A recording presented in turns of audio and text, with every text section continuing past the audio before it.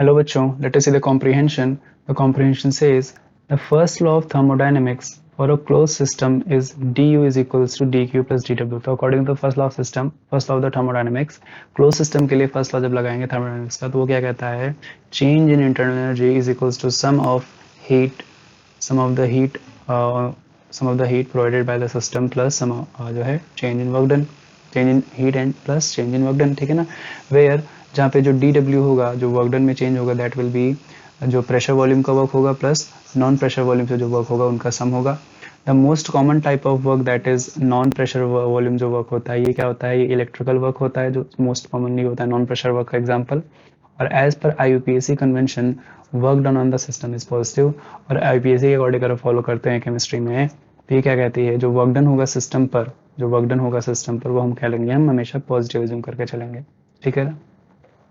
अब बात करते हैं यहाँ पे, तो work done on the system अगर पॉजिटिव है तो work done by the system क्या हो जाएगा, वो नेगेटिव अज्यूम करेंगे हम. अब क्वेश्चन क्या कह रहा है, क्वेश्चन कह रहा है a system generates 50 joules of electrical energy and delivers 150 joules of pressure volume work against the surroundings while releasing 300 joules of heat energy. तो कह रहा है एक सिस्टम है जो क्या करता है, 50 joules of electrical energy generate करता है and 150 joules of pressure volume work भी करता है अगेंस्ट द सराउंडिंग, ठीक है. यानी वर्क डन क्या है, बाय द सिस्टम है, वर्क डन क्या है, by the system against the surrounding है. और इस प्रोसेस में क्या होती है, 300 joules of energy, heat energy release होती है. तो बोल रहे हैं what is the change in internal energy of the system. तो सिस्टम की इंटरनल एनर्जी में फिर क्या चेंज होगा, तो हमारे पास फॉर्मूला ऑलरेडी दिया गया है. ये क्या होता है, du is equals to according to first law of thermodynamics, according to first law of thermodynamics क्या होता है, change in internal energy is equals to the sum of change in heat plus change in work done. अब यहाँ पे जो dw that is work done है, ये क्या होगा, वेयर dw क्या होगा, this will be equal to work done और due to pressure volume change, ठीक है, pressure volume work plus non pressure volume work, non pressure volume work. तो जो नॉन प्रेशर वॉल्यूम वर्क ये क्या होगा, इलेक्ट्रिकल वर्क होगा. जैसे यहाँ पे क्या दिया गया है हमें, जो 50 जूल्स ऑफ एनर्जी जनरेट हो रही है इलेक्ट्रिकल एनर्जी क्या होगी, नॉन पीवी हो जाएगी, this will B non PV work. और जो 150 जूल्स ऑफ प्रेशर वर्क हो रहा है तो ये पीवी वर्क हो जाएगा, ठीक है ना बच्चों. अब क्या है कि क्योंकि ये जो वर्क डन है ये क्या है, work done by the system है, वर्क डन क्या है, बाय द सिस्टम है, तो ये क्या रहेगा, नेगेटिव रहेगा. तो यानी कि दिस इंप्लाइज यहाँ से क्या हो जाएगा, अगर dw की वैल्यू हम फाइंड करें, this is equals to dw की वैल्यू क्या हो जाएगी, dw यानी कि प्रेशर वॉल्यूम वर्क वो है 150 जूल्स, बट क्योंकि बाय द सिस्टम है तो माइनस 150 रहेगा.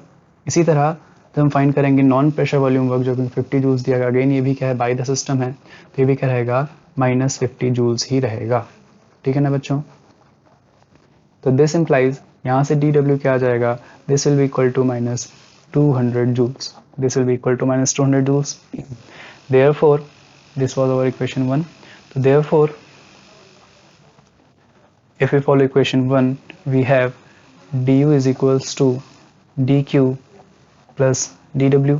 तो dw की वैल्यू तो हमने फाइंड कर ली है, dw हमारे पास आ चुका है. अब बात करें अगर dq की वैल्यू क्या होगी, यहाँ पे बोल रहे हैं क्या, जो है work against the surrounding while releasing 300 joules of energy, energy क्या हो रही है, रिलीज हो रही है. और जो एनर्जी रिलीज होती है उसको हम क्या लिखते हैं, माइनस साइन के साथ लिखते हैं. यानी कि यहाँ से जो ये हो जाएगा dq, ये क्या हो जाएगा हमारा, dq की वैल्यू हो जाएगी, तो dq भी क्या हो जाएगा, माइनस 300 होगा.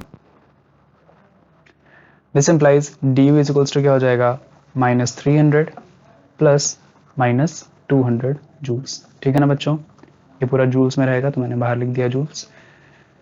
दिस इंप्लाइज जो चेंज इन इंटरनल एनर्जी होगा, this will equal to minus of 500 joules. तो ये हमारा हो जाएगा क्या बच्चों, फाइनल आंसर हो जाएगा. ऑप्शंस में अगर मैच करेंगे तो ऑप्शन हमारा कौन सा हो जाएगा, डी आंसर हो जाएगा करेक्ट.